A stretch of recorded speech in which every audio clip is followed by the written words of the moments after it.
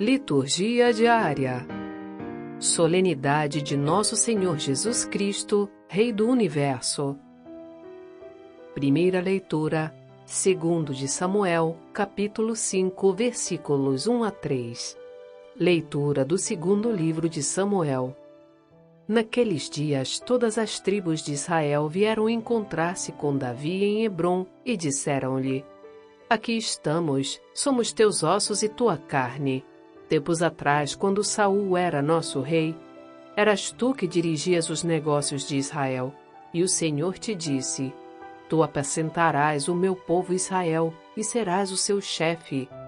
Vieram, pois, todos os anciãos de Israel até ao rei em Hebrom. O rei Davi fez com eles uma aliança em Hebrom, na presença do Senhor, e eles o ungiram rei de Israel. Palavra do Senhor. Graças a Deus.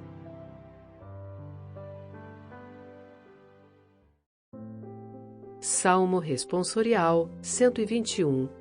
Quanta alegria e felicidade, vamos à casa do Senhor. Que alegria quando ouvi que me disseram: vamos à casa do Senhor. E agora nossos pés já se detêm, Jerusalém, em tuas portas. Para lá sobem as tribos de Israel, as tribos do Senhor, para louvar, segundo a lei de Israel, o nome do Senhor. A sede da justiça lá está, e o trono de Davi. Quanta alegria e felicidade, vamos à casa do Senhor.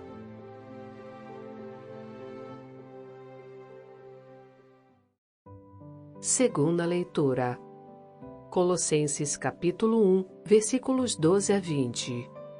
Leitura da carta de São Paulo aos Colossenses. Irmãos, com alegria dai graças ao Pai, que vos tornou capazes de participar da luz, que é a herança dos santos. Ele nos libertou do poder das trevas e nos recebeu no reino de seu Filho amado, por quem temos a redenção, o perdão dos pecados. Ele é a imagem do Deus invisível, o primogênito de toda a criação, pois por causa dele foram criadas todas as coisas, no céu e na terra, as visíveis e as invisíveis, tronos e dominações, soberanias e poderes. Tudo foi criado por meio dele e para ele. Ele existe antes de todas as coisas, e todas têm nele a sua consistência. Ele é a cabeça do corpo, isto é, da Igreja. Ele é o princípio, o primogênito dentre os mortos, de sorte que em tudo ele tem a primazia, porque Deus quis habitar nele com toda a sua plenitude, e por ele reconciliar consigo todos os seres, os que estão na terra e no céu, realizando a paz pelo sangue da sua cruz. Palavra do Senhor. Graças a Deus. Evangelho. Lucas capítulo 23, versículos 35 a 43. Proclamação do Evangelho de Jesus Cristo segundo Lucas. Naquele tempo, os chefes zombavam de Jesus, dizendo: A outros ele salvou. Salve-se a si mesmo, se de fato é o Cristo de Deus, o escolhido. Os soldados também caçoavam dele, aproximavam-se, ofereciam-lhe vinagre e diziam: Se és o rei dos judeus, salva-te a ti mesmo. Acima dele havia um letreiro: Este é o rei dos judeus. Um dos malfeitores crucificados o insultava, dizendo: Tu não és o Cristo, salva-te a ti mesmo e a nós. Mas o outro o repreendeu, dizendo: Nem sequer temes a Deus, tu que sofres a mesma condenação. Para nós é justo, porque estamos recebendo o que merecemos. Mas ele não fez nada de mal. E acrescentou: Jesus, lembra-te de mim quando entrares no teu reinado. Jesus lhe respondeu: Em verdade, eu te digo, ainda hoje estarás comigo no paraíso. Palavra da salvação. Glória a vós, Senhor.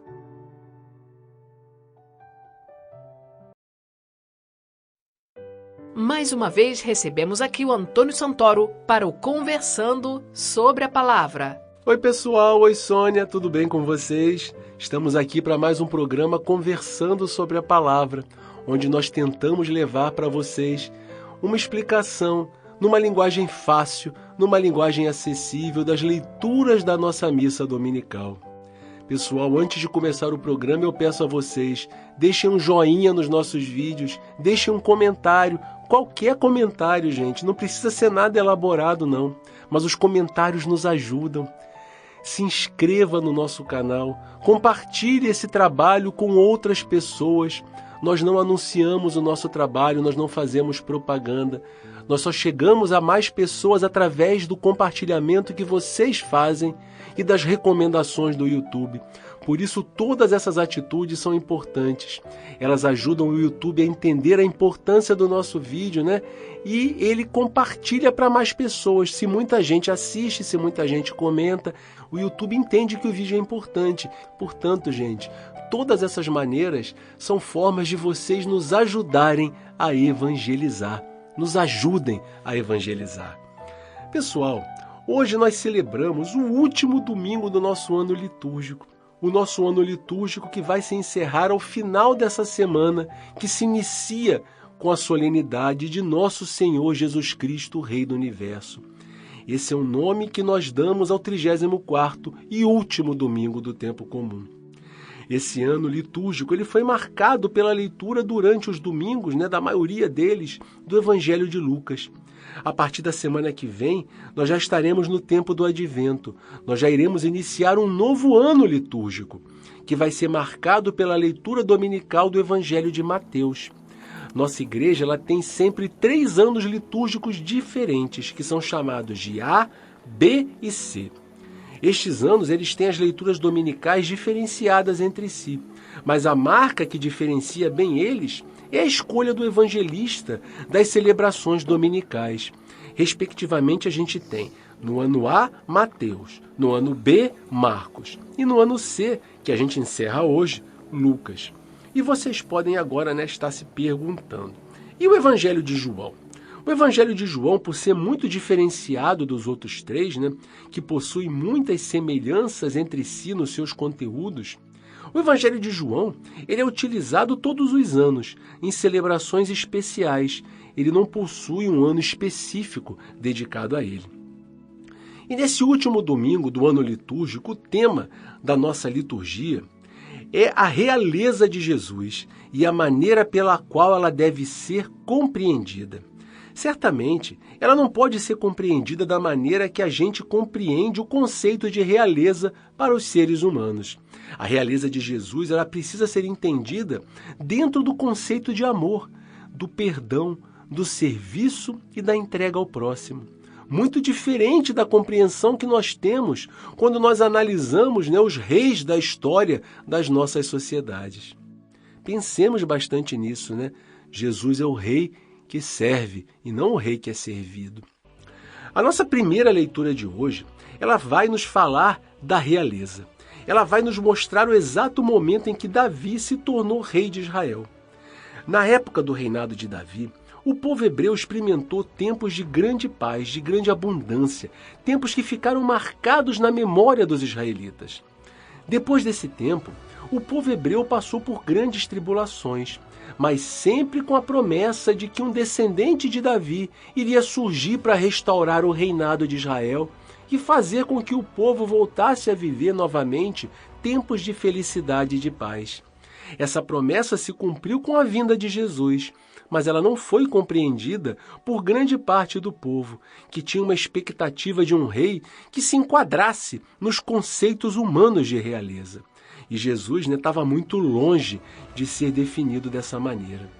A nossa leitura nos coloca no momento em que Davi, que já reinava sobre as tribos do sul de Israel, assumiu o reinado também das tribos do centro e do norte, que eram comandadas por outros governantes.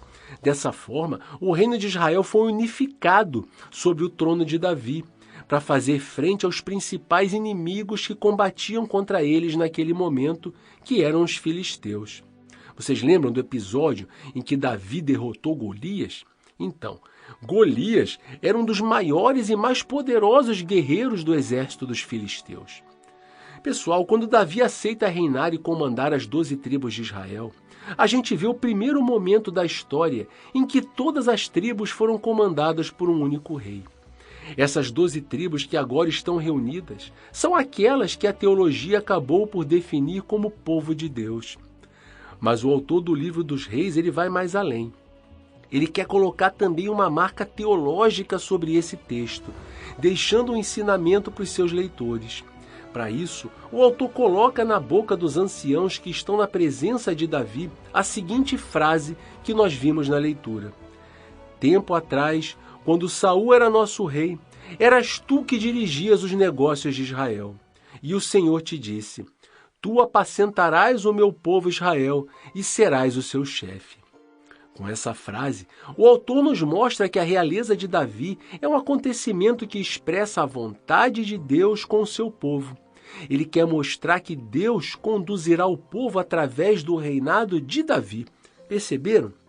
Então, assim como acontece com todos os reinados humanos, principalmente os reinados dos tempos mais antigos, e com o reinado de Davi não foi diferente, seu tempo, o tempo do rei Davi, foi marcado por guerras, por mortes, por injustiças e por todo tipo de conflito.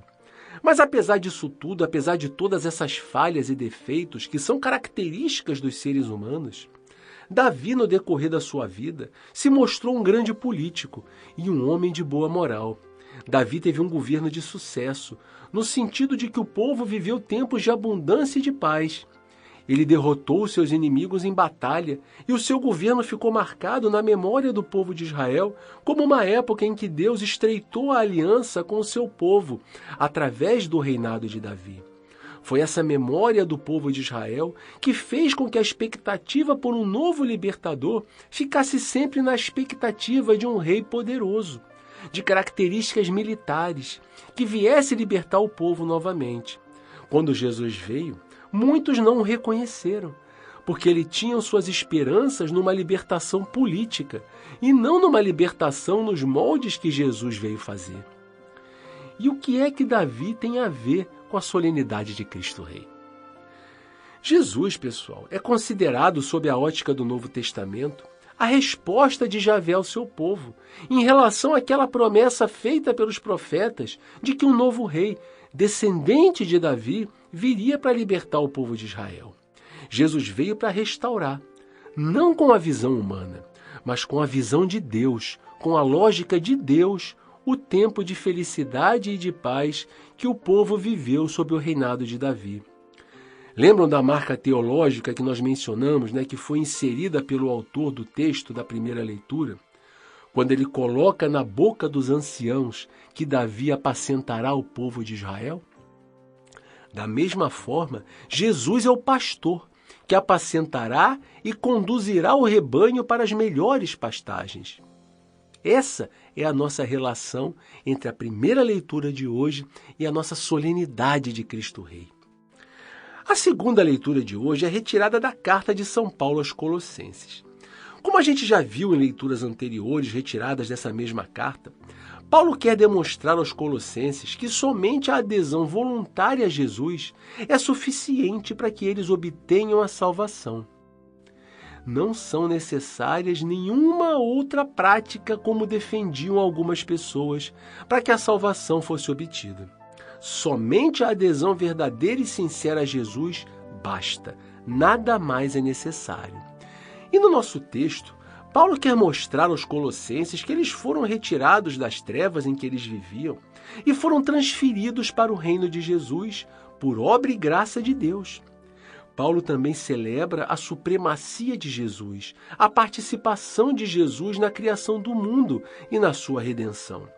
É exatamente nesse último trecho que se encontra a mensagem principal da nossa leitura. Primeiramente, Paulo diz que Jesus é a imagem do Deus invisível. Isso significa que ele é igual ao Pai em tudo, inclusive em relação à sua divindade. Significa também que Deus, que é um ser espiritual invisível, se revelou plenamente aos homens através da presença de Jesus no nosso mundo. Depois, Paulo afirma que Jesus é o primogênito de toda criatura.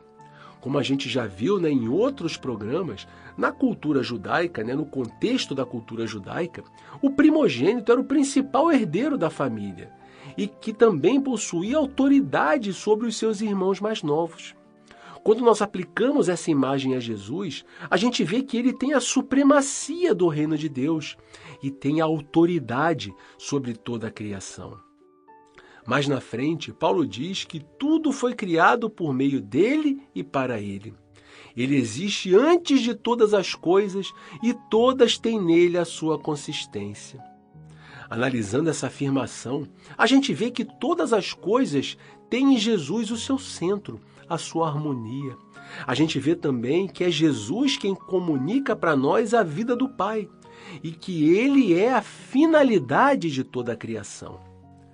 Paulo diz ainda que Cristo é a cabeça da igreja e a igreja é o seu corpo. Através dessa afirmação, ele diz para nós que Jesus comanda a comunidade cristã, que é a igreja.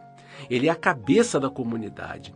E quando ele diz que ele é o princípio, o primogênito dentre os mortos, de sorte que em tudo ele tem a primazia, Paulo nos diz que Jesus foi o primeiro a ressuscitar e que ele será a força que fará com que nós também possamos ressuscitar com ele. Vocês podem pensar, mas Lázaro não ressuscitou antes de Cristo? O filho de Naim, da viúva de Naim, também não ressuscitou antes de Jesus? Não. Esses foram revividos por Jesus. Depois eles morreram novamente em alguma outra ocasião. Mas o primeiro a ressuscitar plenamente foi Jesus. Por fim, Paulo diz que Deus quis habitar nele com toda a sua plenitude. E isso, gente, nos diz que nele habita a essência do próprio Deus. Significa que ele faz parte, que ele é a própria divindade que veio habitar no meio de nós. Pessoal, que essa leitura possa nos fazer refletir sobre a posição que Jesus ocupa nas nossas vidas. Como é que a gente vê Jesus? Ele é realmente o centro da nossa vida, como nos diz Paulo. Ele é o nosso verdadeiro rei, aquele a quem nós fazemos uma sincera e devotada reverência. Não uma reverência humana, como é feita a um rei humano, mas uma reverência divina, que é feita àquele que é o autor de toda a vida, inclusive da nossa. Será que existem outros reis a quem a gente faz uma reverência mais profunda do que aquela que nós fazemos a Jesus, o nosso Deus, o autor da vida, a finalidade de toda a criação? Pensemos um pouco sobre isso, nesse dia em que a gente celebra Cristo, o Rei do Universo. O nosso evangelho de hoje, gente, nos situa no momento da crucificação. Nós estamos no final da caminhada de Jesus sobre a terra. As bases do reino de Deus já tinham sido instaladas. E mesmo nesse momento tão dramático, tão triste, Jesus é reverenciado como rei por um daqueles que haviam sido crucificados com ele. A cena da nossa leitura é dominada por uma frase que havia sido colocada sobre a cruz de Jesus e que dizia: "Este é o Rei dos Judeus". Mas, tendo em vista o contexto, essa frase acaba ganhando contornos de ironia. Jesus não estava num trono. Jesus estava numa cruz. Jesus estava rodeado por uma multidão que não era uma multidão de súditos que estavam prestando homenagens a ele.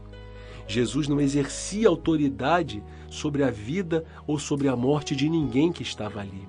Pelo contrário, Jesus está pregado, rodeado de pessoas que debocham dele e, indefeso, está condenado à morte por aqueles que estavam rodeando aquela cena. Mas, gente, sob a ótica de Deus, essa frase tem um outro significado. Ele é aquele que, mesmo de cima da cruz, comanda um reino que deve ser marcado pela entrega, pelo amor e pelo serviço. Essa é a lógica do reino que Jesus veio nos propor. Ao lado de Jesus, a gente tem duas pessoas que foram crucificadas com ele e que simbolizam bem as realidades opostas que estavam convivendo naquele momento. Um deles, aquele que insultava Jesus, representa aquelas pessoas que recusaram as propostas que Jesus nos trouxe, as propostas do reino de Deus. enquanto o outro pede a Jesus que o receba no seu reino. E para esse último, a resposta de Jesus foi que ainda hoje ele estaria junto com ele no paraíso. Jesus, pessoal, é aquele que, mesmo diante da morte iminente na cruz, nos oferece a vida. Quando ele diz que ainda hoje ele estaria com ele no paraíso, isso não é uma resposta que se limite ao tempo cronológico, mas é a garantia de uma salvação definitiva, porque ninguém pode retirar uma pessoa que está com Deus no paraíso, uma pessoa que faz parte do seu reino. E nos atentemos também que, por mais que nos pareça estranho, a primeira pessoa a quem foi garantida publicamente a entrada no reino de Deus foi um condenado pelos homens. Foi um ladrão, como diz a nossa tradição. Portanto, a salvação que Jesus veio nos trazer é para todos, mesmo para aqueles que nós enxergamos como marginalizados, como excluídos, para aqueles que a sociedade colocou de lado de alguma maneira. A única condição para isso é que essas pessoas recebam com sinceridade as propostas de adesão ao reino de Jesus nos seus corações. No fim das contas, a decisão é dele e não nossa, como muitas pessoas querem fazer parecer, como pessoas que se colocam diante dos outros como síndicos, como os porteiros da eternidade. E ninguém tem essa função. Pessoal, toda a vida de Jesus, o nosso Rei, ela foi dominada pela temática do reino de Deus. No princípio da sua vida pública, ele anuncia a todos que o reino de Deus havia chegado.